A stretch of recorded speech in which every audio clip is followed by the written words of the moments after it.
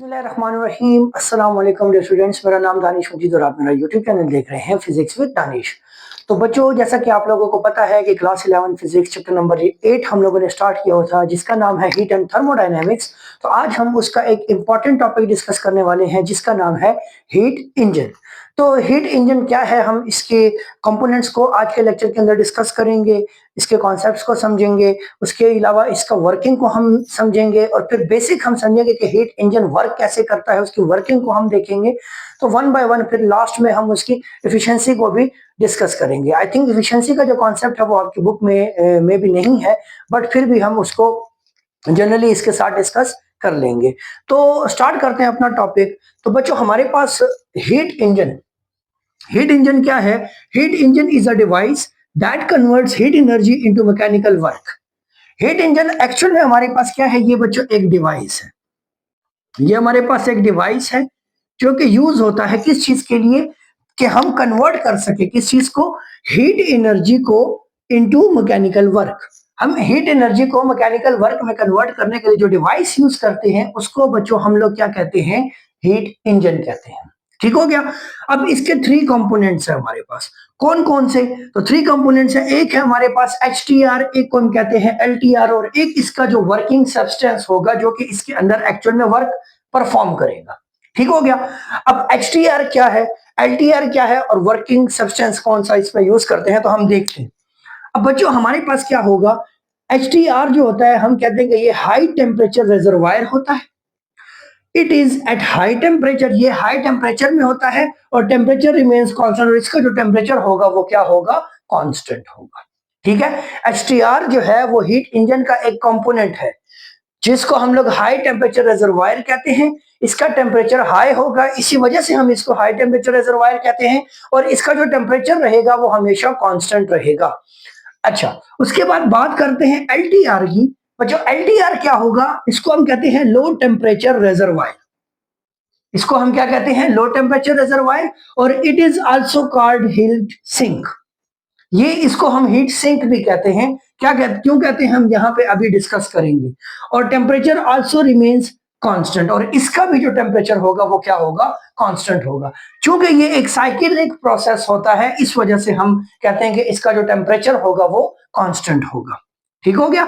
अच्छा, और इसमें जो वर्किंग सब्सटेंस होगी वो गैस होगी। गैस जो है, तो gas is used as a working substance in heat engine. ठीक है। अब जरा इसके डायग्राम को फोकस करो। डायग्राम के ऊपर हम कहते हैं कि हमारे पास ये जो मैंने रेड से बनाया हुआ है, इसको मैंने, ये इसका कंपोनेंट है जो कि एच टी आर कहलाता है, हाई टेम्परेचर रिजर्वायर। उसके बाद ये मैंने ब्लू से बनाया हुआ है, एल टी आर कहते हैं इसे, लो टेम्परेचर रिजर्वायर। ये दो इसके क्या आ गए? कंपोनेंट्स आ गए। एक हाई टेम्परेचर पे है, एक लो टेम्परेचर पे है। अब इनके दरमियान हमारे पास गैस जो है, तो वो हीट को एक्चुअल में ट्रांसफर करेगी from high temperature reservoir to lower temperature reservoir. But इसी के दौरान कुछ अमाउंट ऑफ हीट जो है, तो वो वर्क में कन्वर्ट होता है। ये जो ब्लैक से मैंने बनाया हुआ है, यहाँ पे हमें एक्चुअल में मैकेनिकल वर्क देखने को मिलेगा। हम लोगों ने अभी इसको डिफाइन क्या किया कि heat engine is a device that converts heat energy into mechanical energy.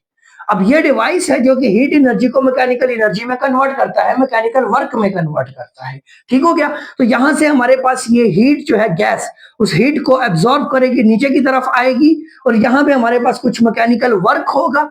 उसके बाद जो हीट हमारे पास बच जाएगी, तो वो नीचे सिंक हो जाएगी। इसीलिए हम लोग इसको हीट सिंक भी कहते हैं, लो टेम्परेचर रिजर्वायर को। एक्चुअल में हमारे पास यहाँ पे ट्रांसफर ऑफ हीट हो रहा है, और हमें पता है कि हीट जो है, तो वो ट्रांसफर होती है from hotter object to colder one. तो इसी ट्रांसफर के दौरान हमने यहाँ पे एक मैकेनिज्म सेट किया होता है, जिसके जरिए उस ट्रांसफर ऑफ हीट, अब हीट खुद तो चल के आएगी नहीं, तो उसके लिए हमें एक वर्किंग सब्सटेंस चाहिए, और वो वर्किंग सब्सटेंस यहाँ पे हमारे पास गैस है। अब गैस क्या करती है? यहाँ से हीट को एब्जॉर्ब करती है और नीचे लो टेम्परेचर की तरफ मूव करती है। तो उस दौरान हम लोगों ने जो यहाँ पे एक सिस्टम बनाया हुआ है, जिसके अंदर वही गैस पहले एक मैकेनिकल वर्क करेगी, वो मैकेनिकल वर्क से कुछ हीट जो है, तो हमारे पास वर्क में कन्वर्ट हो गई, और रिमेनिंग जो बच जाएगी तो वो सिंक हो जाएगी। ठीक हो गया। तो ये हमारे पास एक्चुअल में क्या है, कंसेप्ट है हीट इंजन का। अब इसकी अगर हम वर्किंग की बात करें, तो heat engine work between hot and cold reservoir. जो कि मैंने अभी आपको बताया। वर्किंग मैंने एक्सप्लेन कर दिया, बट जो मैंने लिखा है वो बता रहा हूं जस्ट। फिर हमने पढ़ा कि engine gain heat energy from hot reservoir and converts a part of heat into mechanical work. वही जो बात मैंने की कि यहां से हमें हीट मिली, उसका कुछ पार्ट जो है तो वर्क में कन्वर्ट हो गया। अब and remaining part is rejected through sink, और जो रिमेनिंग पार्ट ऑफ हीट होगा उसको ये लो रिजर्वायर जो है तो क्या कर लेगा, अपनी तरफ सिंक कर लेगा। ठीक है। Heat engine is made to operate in cyclic process to get continuous steady mechanical energy, और इसका ये जो प्रोसेस होता है ये साइक्लिक होता है। ठीक है। अब अगर मैं इसके ऊपर फर्स्ट लॉ ऑफ थर्मोडायनेमिक्स को अप्लाई करूं, तो according to first law of thermodynamics, अब जरा यहां पे देखें, HTR पे हाई टेम्परेचर है, उसको मैं T1 कह देता हूं, और यहां की जो हीट होगी उसको मैं Q1 कह दूंगा। यहां पे सेंटर में जहां पे वर्क परफॉर्म होगा हम उसको कह देते हैं ये W वर्क हमारे पास यहां पे परफॉर्म होगा। उसके बाद लो टेम्परेचर के ऊपर में जो टेम्परेचर है वो हमारे पास T2 हो जाएगा, और यहां पे जो हीट सिंक होगी वो Q2 हो जाएगी। ठीक हो गया, या इसकी जो हीट होगी वो Q2 होगी, और इसको हम LTR, ठीक है, ये तो मैंने बता दिया। अच्छा, उसके बाद अब जरा इसकी मैथमेटिकल वर्किंग की तरफ आते हैं। अब देखो, अगर हमारे पास फर्स्ट लॉ ऑफ थर्मोडायनामिक्स को हम इसके ऊपर अप्लाई करें तो delta Q equals to change in internal energy plus work. अब क्योंकि मेरे पास ये एक साइक्लिक प्रोसेस है और टेम्परेचर हमने कहा कि दोनों के लिए कांस्टेंट है, तो इंटरनल एनर्जी भी तो जीरो हो जाएगी, तो इसीलिए मैंने यहाँ पे इंटरनल एनर्जी को जीरो कर दिया। उसके बाद प्लस वर्क। अब यहाँ पे delta Q is equals to W. अब जो हमारे पास हीट जो है वो एक्चुअल में कन्वर्ट हो रही है किसमें, वर्क में। ठीक हो गया। अब देखो वर्क क्या होगा, यहां पे जो Q1 है वहां से जितनी हीट निकली और Q2 पे जितनी हीट पहुंची, क्या ये दोनों इक्वल होंगी, तो हम कहेंगे नहीं, ये इक्वल नहीं होंगी। क्यों इक्वल नहीं होंगी, क्योंकि मेरे पास Q1 हीट यहां से निकल के आई, तो वो हीट जो है वो सिंक भी हुई, प्लस साथ में उसका वर्क भी परफॉर्म। तो अब जो वर्क में हीट एनर्जी निकल के चली गई है और जो सिंक हुई है, तो अब हमारे पास Q2 जो है वो लेस अमाउंट में आएगी। तो हम क्या करेंगे, इन दोनों के दरमियान का डिफरेंस देखेंगे कि Q1 से जितनी हीट निकली थी और Q2 पे कितनी हीट पहुंची, इसका जो डिफरेंस आएगा वही डिफरेंस एक्चुअल में मुझे बताएगा कि इसने इतनी हीट एनर्जी को कन्वर्ट किया वर्क में। तो हमने कहा कि del Q is equals to work, और फिर हम डेल क्यू को लिखते हैं Q1 माइनस Q2 और equals to work.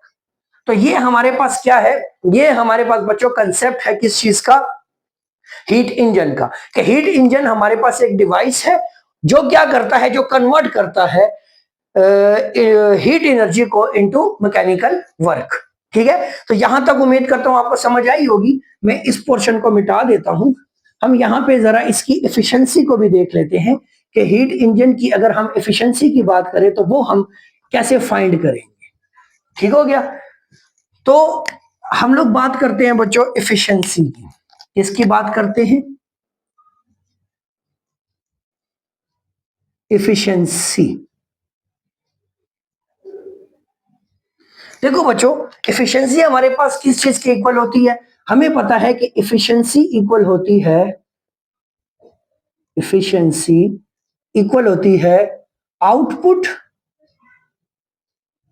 Divided by input. ऐसा ही है। अब यहां पे जरा इस सिस्टम को देखो, आउटपुट पे मुझे क्या मिल रहा है, तो मुझे वर्क मिल रहा है। मैंने वर्क लिया ना, तो आउटपुट पे मुझे मिल रहा है वर्क। तो मैं इसकी एफिशिएंसी को, अगर हम लोग मोस्टली एफिशिएंसी को परसेंटेज में मेजर करते हैं, तो एफिशिएंसी के आगे परसेंटेज लगा देंगे, इक्वल्स टू आउटपुट में मुझे मिल रहा है वर्क और डिवाइडेड बाय इनपुट में मैं क्या प्रोवाइड कर रहा हूं, तो इनपुट में मैं इसको प्रोवाइड कर रहा हूं हीट Q1। ठीक है।